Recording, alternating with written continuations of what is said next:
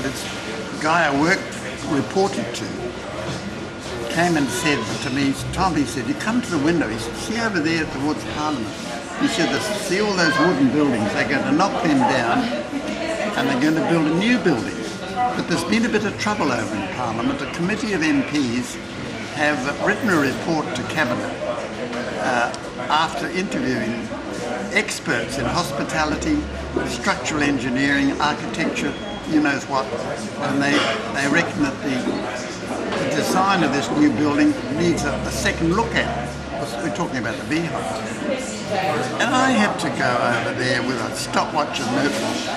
I mean, when I was 3 months earlier, I was out in the eastern Wairarapa scrub rounding up the remnants of our cattle for sale, and there I was sitting over there.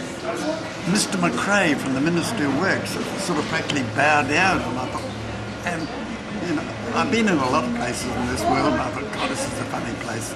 And in the end, my observations and measurements of, and I had to sit in these big important dinners with a notebook and stopwatch. Some people used to look at us very strangely. What the hell was I, a spy from the SIS or what? And then my superior, to whom I reported, said, Tom, he said, I must come over and have a look at this. He said, your measurements and your reporting back from what you've seen in Parliament and when we've spoken to all the staff, it makes me believe that these MPs written with their report have been speaking a lot of sense. So anyway, this guy was an ex-Royal Navy engineer. He was screwed up, and I took him over there and showed him one or two things and introduced him to one of the key people I've been interviewing. And he said, so we wrote a report. He wrote the report, and it was calling for a second look at the design of the beehive. And of course, what actually happened was that the proverbial hit the fan, and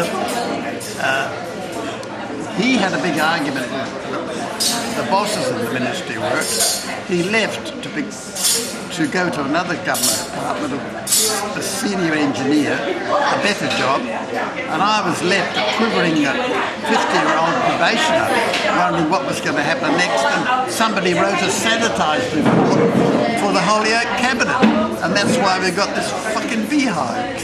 Excuse the bad language. Have you got all that? 10 years in this place, going backwards and forwards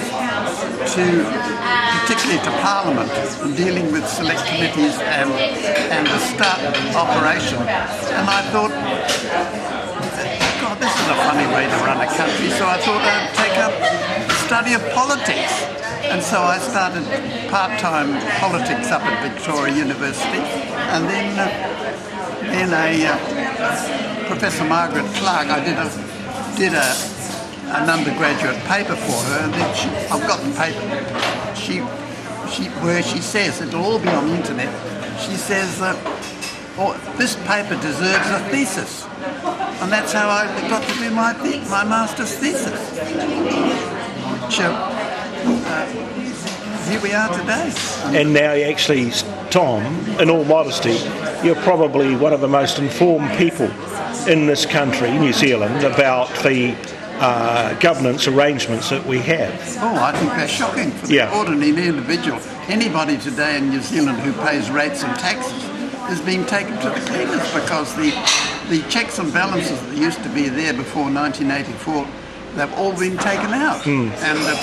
And it's quite common for cabinet ministers to badger our Auditor General. There was a case several years ago of Peter Nielsen. The Honourable Peter Nielsen threatened to take the Auditor General to court and sue him for what one of his reports had said. But the sad thing about it is the Auditor General is meant to be part of Parliament, and nobody stuck up for Brian Tyler.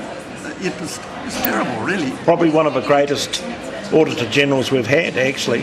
And I've got a bit, and I was writing. Brian Tyler. I was writing for National Business Review at the time, and just on a freelance, occasional basis. But I was talking about the whole audit process, and he wrote me a letter. Yeah. And this will all be on the internet. He was saying, well, Tom, you seem to be one of the few people who have a proper understanding of the constitutional role of the audit office. That'll be right. That'll be right. I'd agree. You do. But the thing is, one can get so carried away that one mustn't get. You just got to be a bit philosophical. Yeah, about it, you know? Absolutely. So it's a long way from being a trained aircraft engineer, a farmer, and then probably the most informed commentator on our constitutional arrangements. Yeah, but this constitutional law isn't properly taught today. No. Geoffrey Palmer, for instance, writes a white paper for the Bill of Rights talking about the great guarantees of the 1215 Magna Carta and the 1689 Bill of Rights. But one of the most important things in the 1689 UK Bill of Rights is a certain clause which talks about the need to call Parliament regularly, and including and carrying out the redress of grievance, which is the most important thing in the relationship of a citizen to the state, because the citizen pays for the state. Yes. So you need mechanisms which can truly redress grievances Absolutely. that are present in the community. Yep.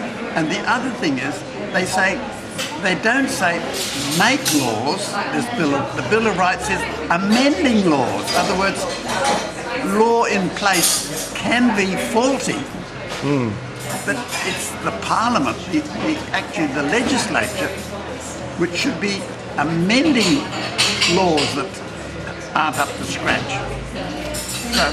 But I think we're in a terrible state. So we've been talking to Tom McRae, most extraordinary man.